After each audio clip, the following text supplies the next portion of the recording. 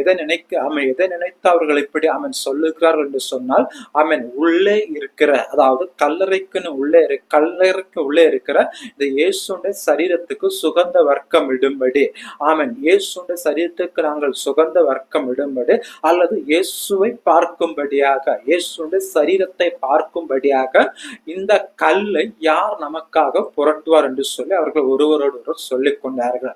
பாருங்கள், அந்த கல்லை புரட்டி போடாமல் இருக்கும் வரையிலும் ஒருபோதும் அந்த இடத்தில் அவர்கள் உள்ளே சென்று இயேசுவை பார்க்க முடியாது. இயேசு அந்த இடத்துல இல்லை. அவர்கள் கடந்து வந்தது இயேசுடைய சரீரத்தை பார்க்கும்படியாக கடந்து வந்தார்கள்.